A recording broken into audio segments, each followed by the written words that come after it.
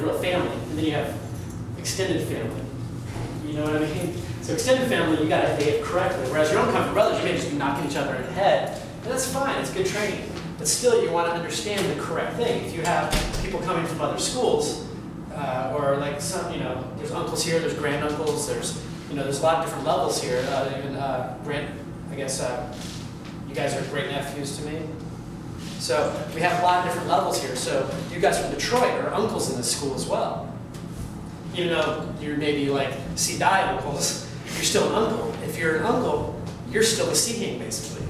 So you may not have it, but that younger generation still has to show respect to you for being the uncle. So which means that the C-Dye generation, even though you guys may be training longer with some of these guys, unless they tell you, or unless whoever's controlling the class tells you, you don't get to play techniques. You don't get to change unless they force you to, or tell you to, or ask you to. Like, it's kind of a weird situation. Like you'll be in a situation where obviously the younger generation is a lot better than you, and you say, you know what, come on, we both know it. Just go ahead and play like you're the senior.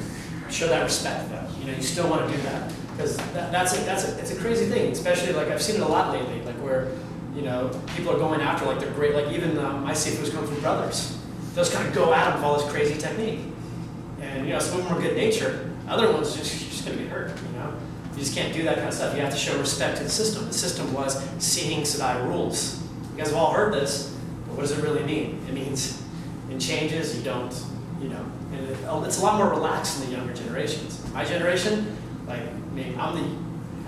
at my point in the My 3, I was the youngest. Like my Sifu took his retirement really kind of after me.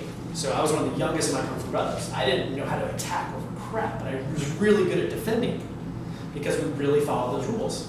I didn't do changes, I didn't do attacks on any of my Kung Fu brothers.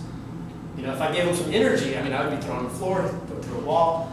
That was great training. It's good training, but just keep that in mind. Those are the rules.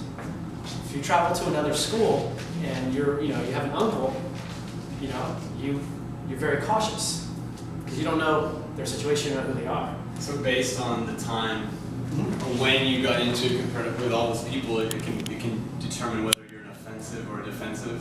Yes. Kind of. The idea is if both of you, if you're like a year, it's like whether you're 5 months, 6 months, 8 months, 10 months, you're basically the same level. You're contemporaries, right?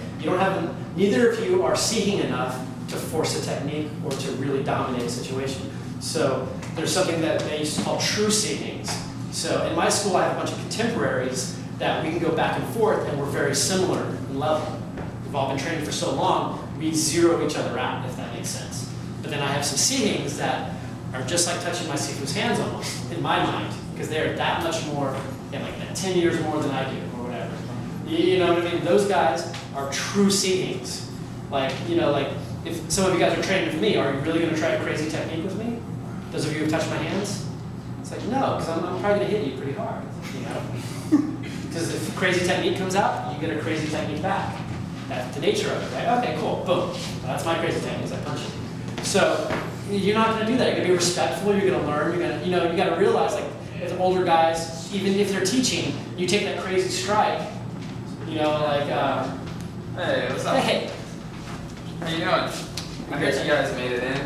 What time did you all get in town? I got in at 6 yesterday.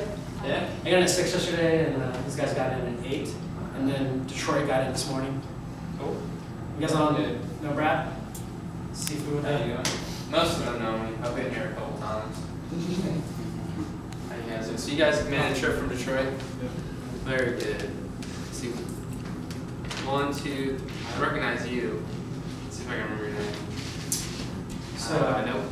Silence. Okay. What's your name? Kevin. All right.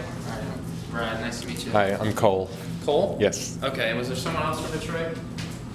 Zach. Zach. Hey, all right. Nice to meet you. Cool. Very good. Well, I'm glad everybody made it out. It's a good group. Thank you. You guys been getting some good training with Aaron in. And basically, you can, even to finish, we're just going to lecture on Seeking Sadai relationships. Okay. Or even in uncles and other. Let me just quickly introduce everybody. This is Ellie and Edward. Some students of mine from Maryland. And then we've got So this is my Kung Fu uncle Aaron, a couple of his students from Texas. If you like Kung Fu, like Sisuk. A couple guys from Detroit, so they're like Kung Fu brothers, like Sadine, Seedai type of thing. And then Ryan is one of my students in gym. And then these are like my grand students over here, Meredith students. And then you guys in the back, where you train here? Yeah, I just started. You just started? Meredith's new students. Meredith students? New ones. Okay, what are you guys' names? Chris, yeah. Alright, cool. So this is yours. Sigan. See you guys. Yes, yeah. Yeah, funny how that works. Alright, so I just want to make this